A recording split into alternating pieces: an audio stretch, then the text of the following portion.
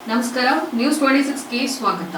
ವಿಜಯಪುರ ಜಿಲ್ಲೆಯ ತಾಳಿಕೋಟೆ ಪಟ್ಟಣದ ಪ್ರವಾಸಿ ಮಂದಿರದಲ್ಲಿ ದಲಿತ ಸೇವಾ ಸಮಿತಿ ಅಂಬೇಡ್ಕರ್ ದಾರಿ ರಾಜ್ಯ ಸಮಿತಿ ವತಿಯಿಂದ ಪತ್ರಿಕಾಗೋಷ್ಠಿಯನ್ನ ಕರೆಯಲಾಗಿತ್ತು. ಈ ಸಂದರ್ಭದಲ್ಲಿ ರಾಜ್ಯ ಅಧ್ಯಕ್ಷರಾದ ಶ್ರೀ ಬಸವರಾಜ್ ಬಾ ಕಟ್ಟಿಮನಿ, ರಾಜ್ಯ ಸಮಿತಿಯ ಸದಸ್ಯರಾದ ಶ್ರೀ ಅಶೋಕ್ ಬಾ ಚಲವಾದಿ, ರಾಜ್ಯ ಪ್ರಧಾನ ಕಾರ್ಯದರ್ಶಿಗಳು ಶ್ರೀ ಶಿವಶಂಕರ್ ಕಟ್ಟಿಮನಿ, ರಾಜ್ಯ ಉಪಾಧ್ಯಕ್ಷರು ಶ್ರೀ ಸಿದ್ದಪ್ಪ ಹೊಸಮನಿ, ರಾಜ್ಯ ಉಪಾಧ್ಯಕ್ಷರು ಶ್ರೀ ಎಸ್.ಸಿ. ಕೊಡಗಾನೂರ, ರಾಜ್ಯ ಖಜಾಂಚಿ ಶ್ರೀ ಸಂಜೀವ್ ಕುಮಾರ್ ಕಟ್ಟಿಮನಿ, ರಾಜ್ಯ ಕಾರ್ಯದರ್ಶಿ ಶ್ರೀ ಸಿದ್ದಪ್ಪ ಬಸರಿಕಟ್ಟಿ, ರಾಜ್ಯ ಸಮಿತಿಯ ಸದಸ್ಯರು ಶ್ರೀ ಬಸವರಾಜ್ ತಳವಾರ್, ರಾಜ್ಯ ಸಮಿತಿಯ ಸದಸ್ಯರು ಶ್ರೀ ಸದಾಶಿವ ತಳವಾರ್, ರಾಜ್ಯ ಸಮಿತಿಯ ಸದಸ್ಯರು ಮತ್ತು ಪತ್ರಿಕಾ ಮಿತ್ರರು ಈ ಕಾರ್ಯಕ್ರಮದಲ್ಲಿ ಭಾಗವಹಿಸಿದ್ರು. ವರದಿ ರಮೇಶ್ ದಲ್ಲಾಲಿ, ನ್ಯೂಸ್ 26 ಕನ್ನಡ, ವಿಜಯಪುರ. ತಾಳಿಕೋಟೆ ಪಟ್ಟಣದಲ್ಲಿ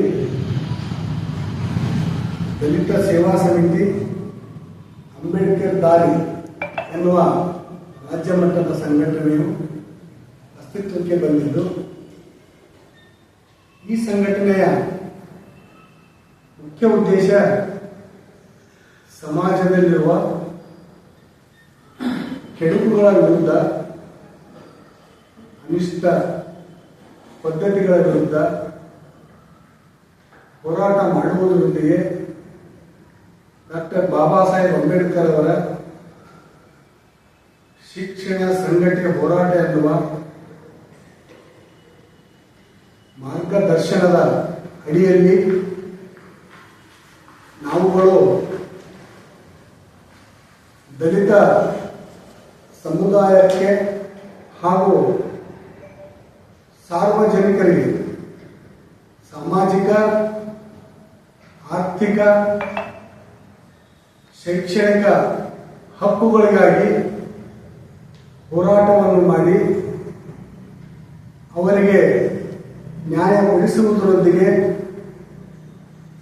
ಈ ರಾಜ್ಯದ ಮಹಿಳೆಯರ ಹಕ್ಕುಗಳಿಗಾಗಿ ಹೋರಾಟ ಮಾಡುತ್ತಾ ಮುಂದಿನ ದಿನಮಾನಗಳಲ್ಲಿ ನಮ್ಮ ಸಂಘಟನೆಯು ಗ್ರಾಮ ಮಟ್ಟದ ಸಂಘಟನೆಯಾಗಿ, ತಾಲೂಕು ಮಟ್ಟದ ಸಂಘಟನೆಯಾಗಿ, ಜಿಲ್ಲಾ ಮಟ್ಟದಲ್ಲಿಯೂ ನಮ್ಮ ಸಂಘಟನೆಯು ಬೆಳೆಯುತ್ತಾ ರಾಜ್ಯದ ಎಲ್ಲ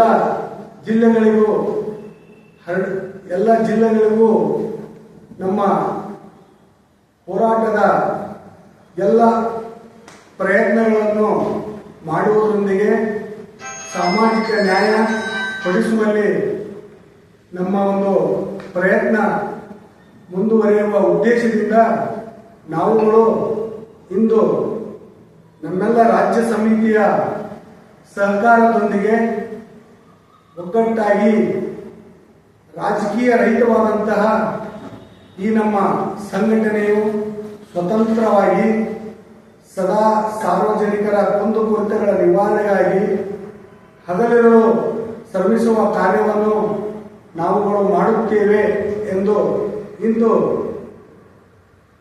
ನಮ್ಮ ಸಮಿತಿಯ ಪರವಾಗಿ ನನ್ನ ಒಂದು ಪ್ರಯತ್ನದಿಂದ ಹಾಗೂ ತಮ್ಮೆಲ್ಲರ ಸಹಕಾರದಿಂದ ಈ ತಾಳಿಕೋಟೆಯ ಪ್ರವಾಸಿ ಮಂದಿರದಲ್ಲಿ ಪತ್ರಿಕಾಗೋಷ್ಠಿಯನ್ನು ಮಾಡುತ್ತಿದ್ದೇನೆ. ನ್ಯಾಯ ಸಿಗುವವರೆಗೆ ಮುಂದುವರಿಯುತ್ತದೆ. ಜೊತೆಗೆ ಯಾವುದೇ ರಾಜಕೀಯ ವ್ಯಕ್ತಿಗಳ ಹಸ್ತಕ್ಷೇಪವಾದರೂ ಸಹಿತ ಯಾವುದೇ ರೀತಿಯ ಒಂದು ಬೆದರಿಕೆಗೆ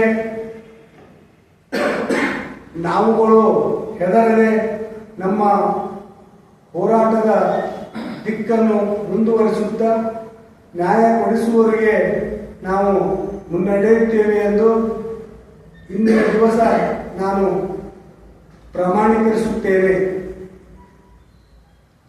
ಇದಾಗಿತ್ತು ಟುಡೇ ನ್ಯೂಸ್ ಅಪ್ಡೇಟ್ಸ್. ಇನ್ನಷ್ಟು ಸುದ್ದಿಗಾಗಿ ನೋಡ್ತಾ ಇರಿ ನ್ಯೂಸ್ 26 ಕನ್ನಡ. ನಾವು ನಿಮ್ಮೊಂದಿಗೆ.